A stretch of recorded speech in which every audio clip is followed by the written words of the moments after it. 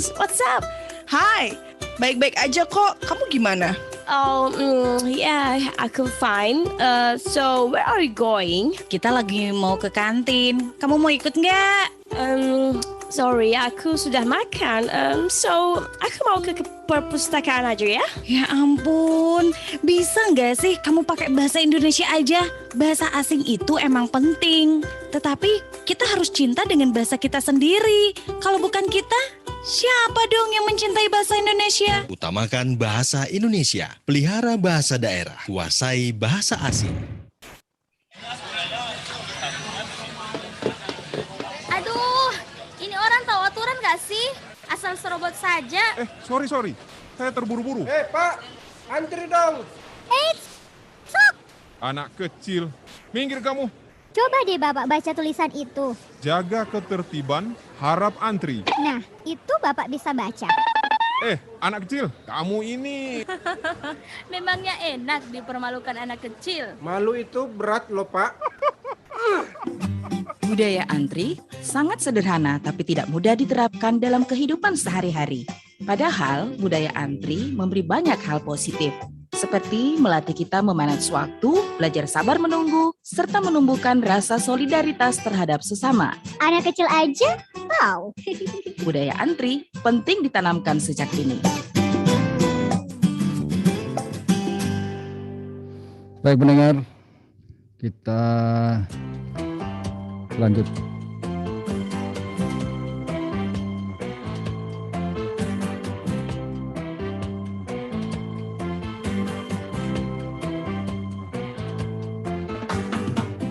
Baik pendengar, kita lanjutkan kembali acara kita pembinaan dan pengembangan bahasa Indonesia bersama narasumber Bapak Agustinus Joko Widodo SSMPD dari Universitas Katolik Widya Mandala Surabaya Kampus Madiun, dan topik kita adalah eufemisme dalam bertindak tutur ya.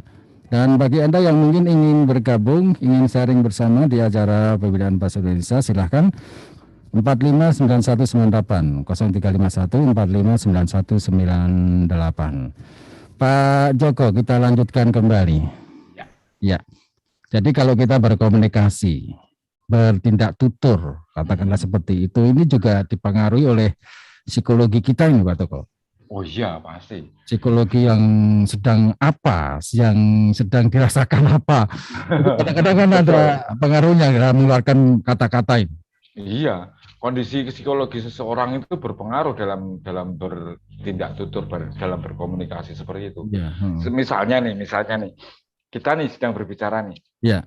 Nah, kondisi psikologis itu kan macam-macam toh. Ya, ada senang, ada susah, bahagia, nah itu kan marah, nah seperti itu, atau sedang sedih, kan gitu.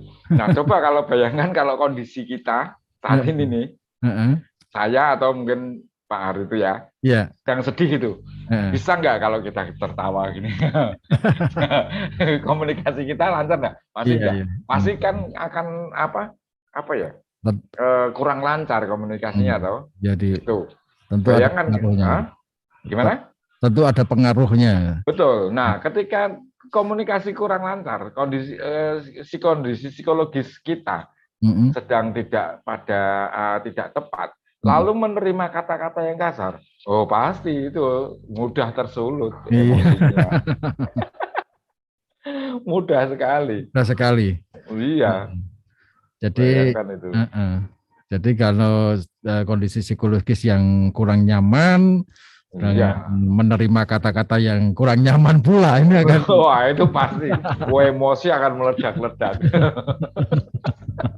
Gitu. Itu terjadi di dalam dunia nyata kan gitu. Iya. Ya kan, itu baru faktor psikologis loh. Latar belakang sosial juga berpengaruh. Betul. Artinya dia dari lingkungan yang seperti apa. Terus latar belakang pendidikan itu juga berpengaruh. Wah itu latar belakang pendidikan. Meskipun latar belakang pendidikan itu tidak kalau menurut saya berpengaruh, tapi tidak sehebat faktor psikologis dan lingkungan tadi. Karena apa? Ada orang yang berpendidikan tinggi tetapi dia tidak bisa mengontrol emosi, ada kan gitu. Ada yang pendidikannya ya kita katakanlah rendah lah, tapi dia pinter mengendalikan emosi ya, dia bisa komunikasikan antar kan gitu. Tapi tetap aja ada pengaruhnya meskipun sedikit gitu. Dibandingkan lingkungan sosial dan psikologi itu yang paling berpengaruh. Di samping itu ada juga pengaruh kalau tadi psikologi, lingkungan sosial, budaya juga nih Pak Joko. Iya, budaya iyalah.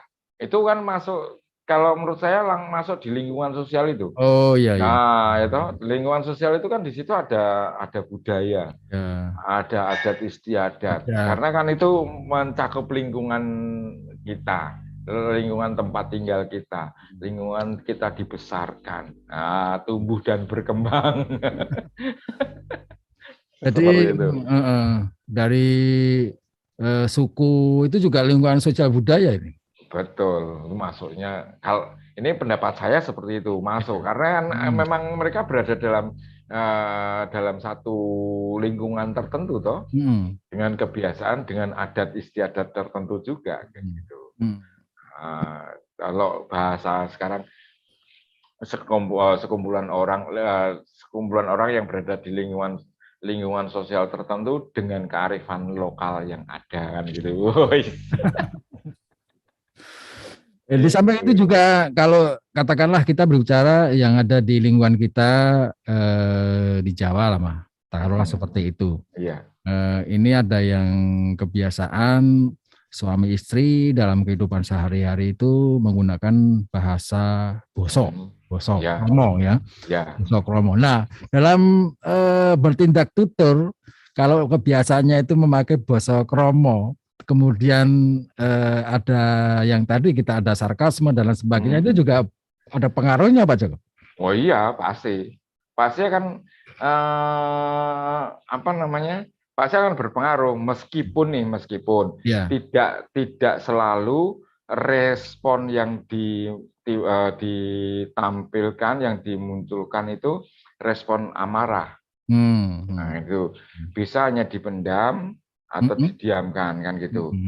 Nah, itu tadi yang saya katakan, tinggal seberapa besar kemampuan setiap orang untuk mengendalikan emosinya kan gitu.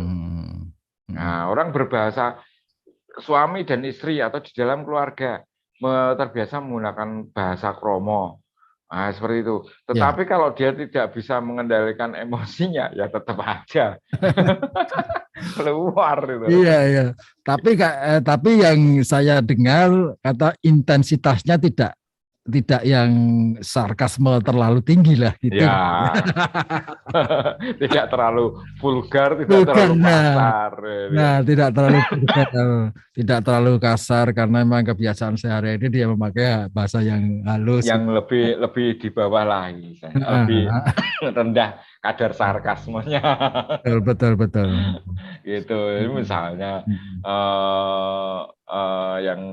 yang seperti itu kalau mengumpat, maaf nih ya. Ini konteksnya contoh nih, dasar kiri ya misalnya. Seperti itu. Paling yang terucapkan seperti itu. Jadi nggak terlalu nggak terlalu wah gitu sarkasnya. Kalau yang terlalu kuasar itu kan ada, cuma saya tidak berani. Nanti saya melanggar undang-undang ITE nanti. Walaupun konteksnya kita harus bicara tentang eufemisme dan sarkasme. Iya, tapi tetap itu kalau diucapkan nanti. Mungkin kalau diucapkan secara face to face dengan Pak Joko dengan saya nggak masalah. Iya. Kalau diucapkan di sini di media ini ya. Itu pun kan tetap aja toh Pak Anar. Tetap aja toh. Bagaimanapun juga ketika seseorang berhadapan dengan orang lain lalu bertindak tutur, masing-masing pasti akan kondisi psikologisnya itu akan bekerja. Kan gitu. Saraf itu akan memerintahkan semua tubuh termasuk emosinya, termasuk ya apa ya perasaannya itu untuk apa namanya, untuk istilahnya apa sih, untuk tidak meloskan gitu, melepas gitu kan. Tetap ada apa ya, jaga diri lah gitu loh. Betul. Meskipun saya berhadapan langsung nih di dunia nyata, tidak di dunia maya sama Pak Ari itu. Kan tetap aja saya akan berpikir sekian puluh kali untuk mengatakan kasar, mengatakan kata-kata kasar, kan gitu. Meskipun kita kenal dekat. Ada perasaan yang misalnya saya ada perasaan kalau saya mengatakan seperti ini, nanti Pak Har tersinggung enggak ya? Pasti ada seperti itu. Nah, makanya tidak terus langsung meskipun dekat langsung itu enggak selalu.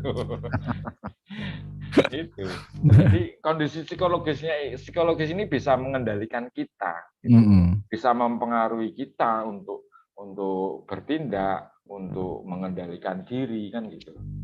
Nah, pengendalian diri inilah yang kemudian kalau itu dibiasakan mencari pengganti kata-kata yang bermakna kasar itu. Jadi di sini itu ada apa? Sudah ada konektor kata-kata halus gitu loh. Coba kita terima yang telepon ini Pak Joko. Oh iya. Iya. Halo, selamat malam. Selamat malam, assalamualaikum. Waalaikumsalam.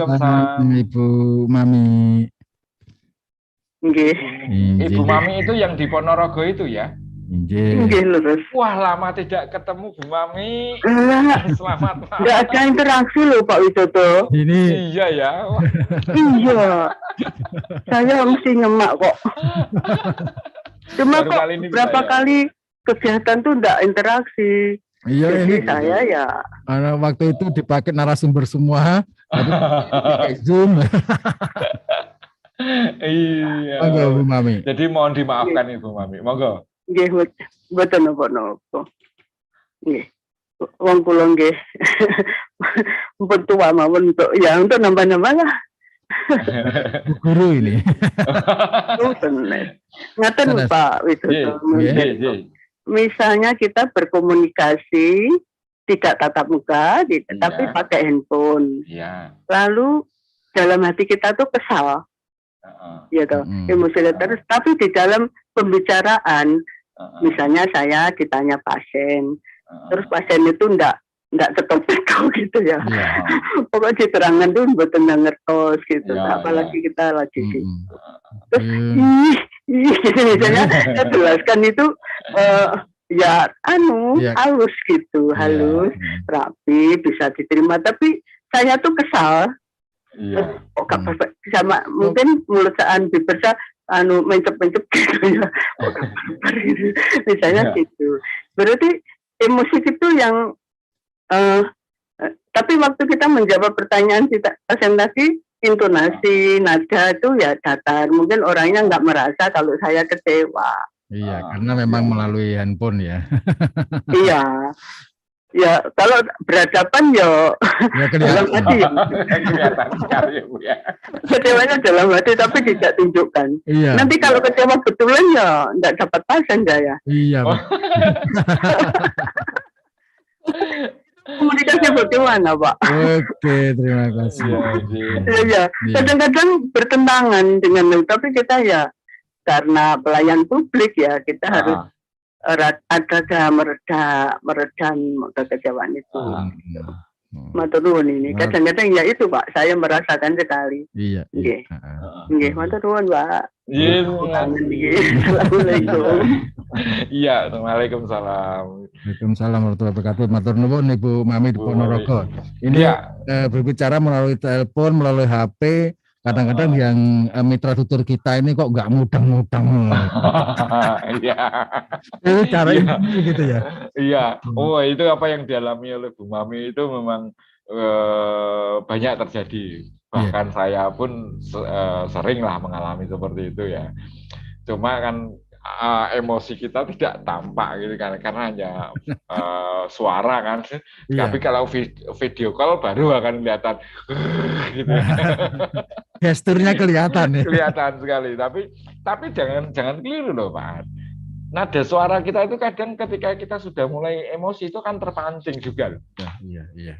Kalau Bu Mami masih bisa menahan, bisa menjawab dengan halus, dan itu hebat sekali. Berarti bisa pengendalian diri untuk tidak mengucapkan kata yang sarkas itu luar biasa gitu.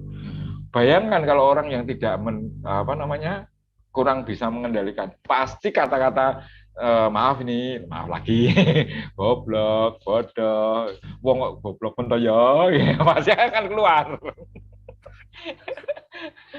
Seperti itu. Nah, dengan eufemisme kita bisa mengalihkan kata-kata seperti itu. Mungkin kalau kita merasa marah gitu ya, jengkel gitu, dijelaskan berkali-kali kok nggak mudeng-mudeng gitu ya. Mungkin kita bisa menggunakan kata, kalau ini ibu ya, misalnya, Bu, mungkin ibu baca dulu ini Bu, misalnya. Atau mungkin coba nanti ibu bertanya kepada ini ya, narasumber ini ya, gitu. Nah ini kan untuk menghindari kita mengucapkan kata-kata itu kan itu termasuk eufemisme itu. Eufemisme ya. Kalau kaitannya dengan Bu Mami tadi mungkin kaitannya dengan pasien. Wah nanti kalau bicara yang nanti nggak ada pasien nanti ya. Seperti itu gitu loh. Mungkin diarahkan ke ini ya Pak Joko ya. Coba ibu A atau ibu B ini bertanya dulu pada temannya yang sudah kesini gimana. Bisa dengan cara seperti itu gitu loh. Jadi supaya emosinya pasien juga terjaga, emosi kita juga terjaga kan gitu. Itu fungsinya kita memahami eufemisme itu. Gitu. Nah, itu kalau kaitannya dengan pelayanan publik, dokter kepada pasien atau perawat bidan pada pasien, kita mengatakan kata-kata yang kasar gitu, ayo lari. Wah, saya nggak kesana lagi lah gitu. Ya, betul sekali. Terima kasih Bu Mami sudah sharing. Mungkin ada lagi yang ditanyakan, ya. Jadi bagaimana trik kita ini sebagai pelayan publik bagi mereka yang mungkin namanya orang banyak itu kan pengetahuannya kan memang berbeda-beda ya Pak Joko ya. Betul sekali. Makanya tadi saya katakan ada lingkungan sosial, lingkungan pendidikan itu kan juga ikut berpengaruh. Betul. Meskipun tadi saya katakan latar belakang pendidikan itu tidak begitu besar, meskipun ada pengaruh tapi tidak begitu besar. Karena kan ya itu tadi orang pendidikan tinggi kalau tidak bisa mengendalikan emosi ya tetap aja kata-kata sarkas keluar, dan itu kita sudah banyak buktinya ya kan, yang viral-viral itu kan gitu pendidikannya tinggi, tapi dia mengumpat, memaki, mengeluarkan kata-kata yang sarkas seperti itu. Nah ini kan menunjukkan bahwa orang itu kurang bisa mengendalikan diri gitu. Itu satu, atau mungkin kurang memahami eufemisme itu. Iya. Baik Pak Joko, kita rehat lagi sejenak, nanti kita lanjutkan di sesi yang terakhir. Iya Pak. Syukurin dia jatuh ke parit. Kakek itu jalannya bungkuk, rambutnya putih, jelek ya. Dek, ayo kita duduk dulu. Ayo. Adek, kamu tahu tidak, perbuatan kamu itu tidak baik. Kita itu harus saling tolong-menolong, menghormati orang yang lebih tua, dan menghargai sesama umat manusia loh. Oh gitu ya. Maaf ya Kak. Makasih Kakak. Tanamkan budi pekerti sejak dini.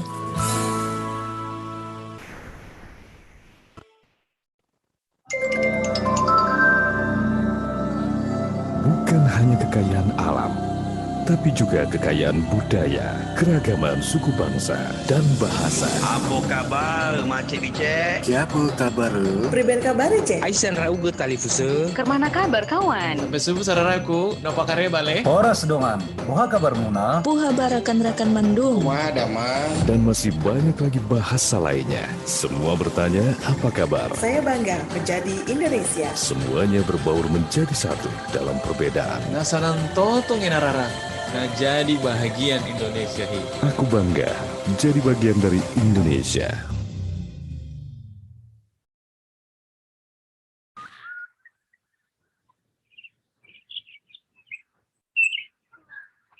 Ya, yang ini apa namanya?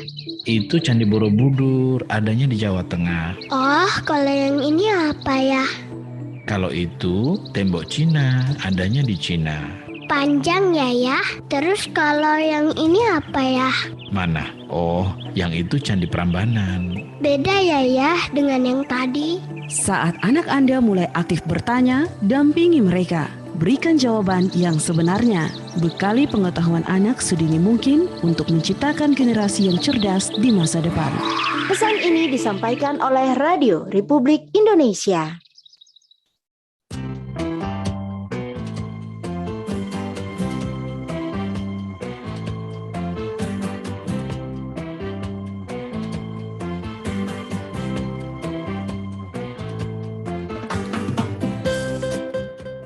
Baik pendengar, kita selesaikan acara kita pembinaan dan pengembangan bahasa Indonesia bersama Bapak narasumber Bapak Agustinus Joko Widodo SSMPD dari Unika Widya Mandala Surabaya Kampus Kota Madiun. Topik kita adalah eufemisme dalam bertindak tutur, ya, dalam berkomunikasi. Pak Joko, kita lanjutkan kembali. Iya, siap.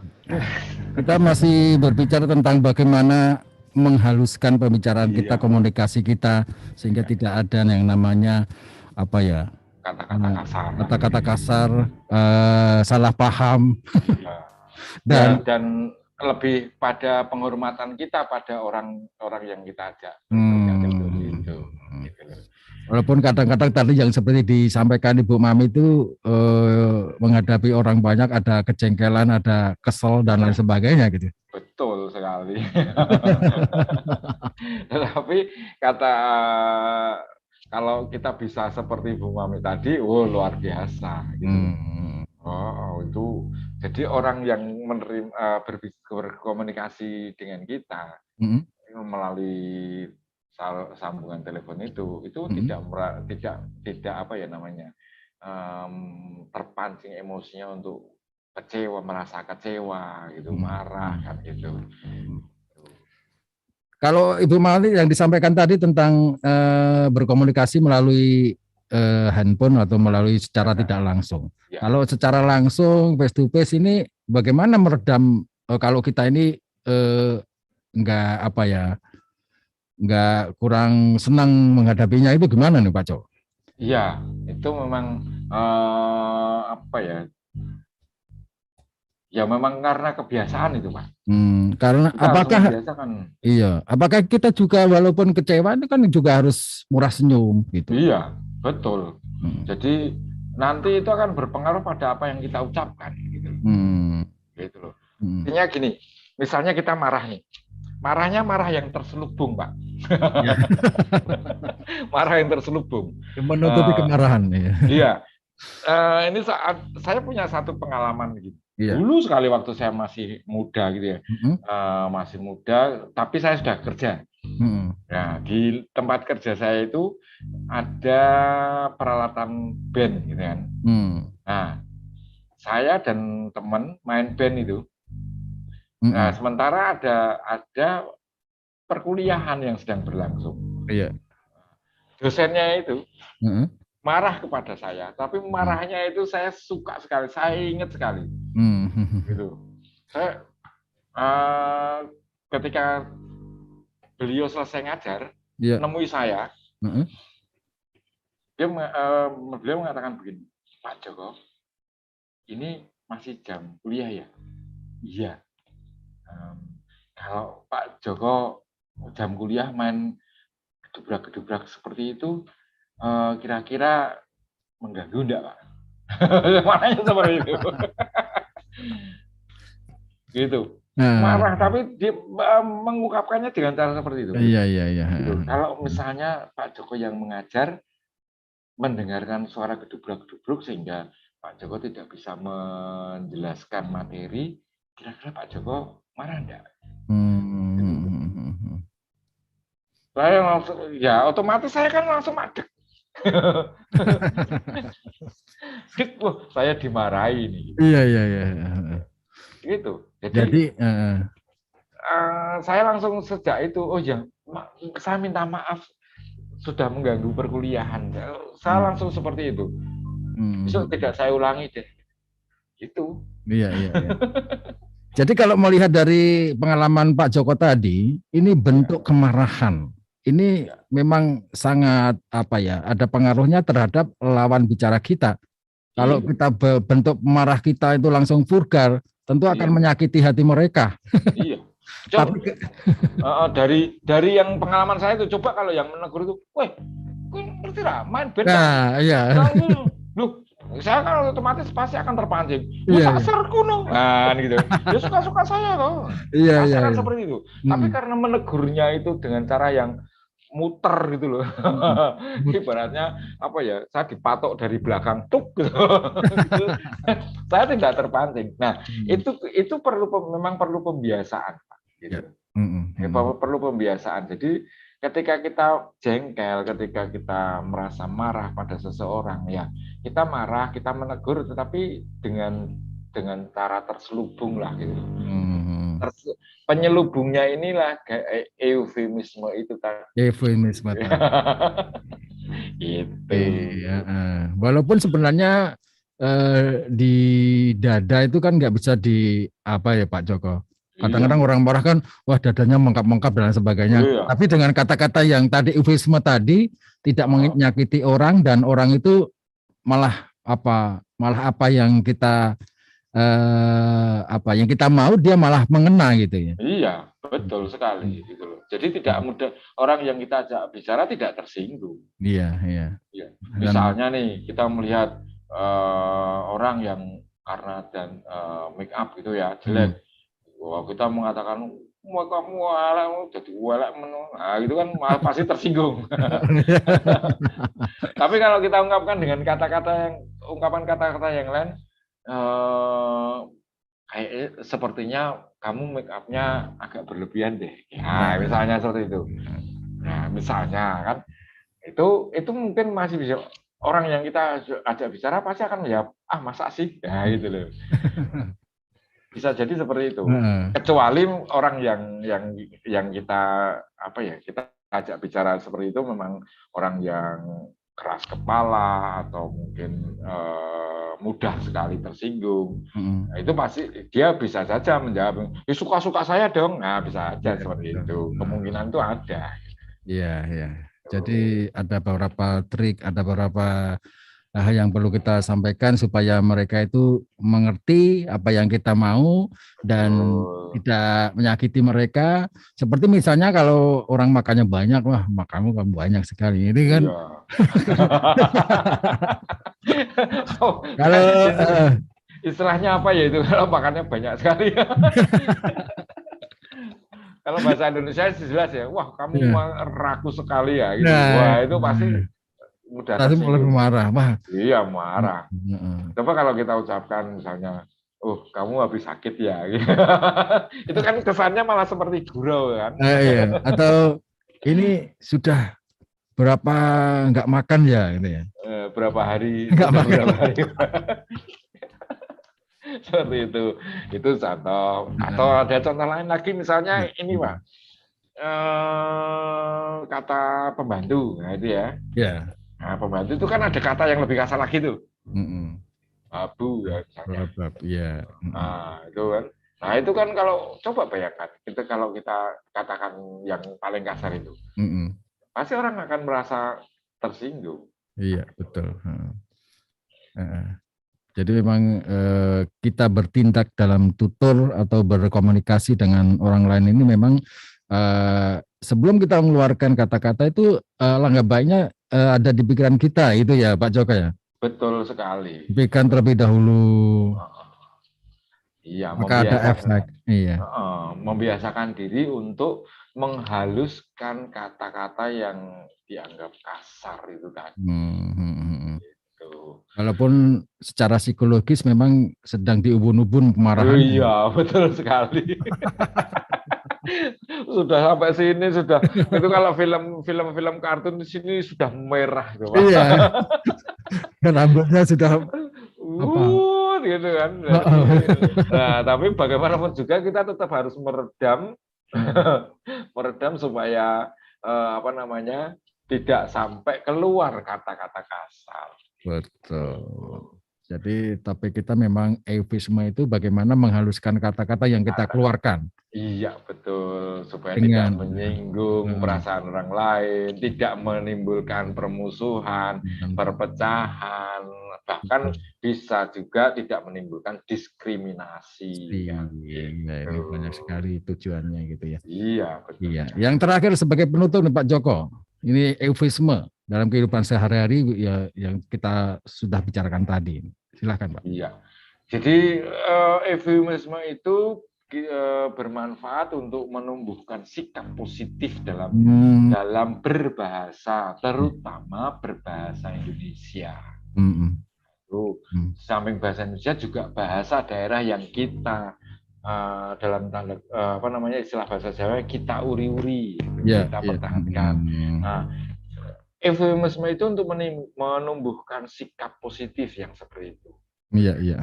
Nah, ini sikap positif seperti ini akan menunjukkan kecintaan kita terhadap bahasa Indonesia sebagai bahasa kita. Nah, ini efeknya pasti akan kita akan terbiasa dengan mengucapkan kata-kata yang santun. Nah, kesantunan inilah yang nantinya akan memancarkan budaya Indonesia yang santun.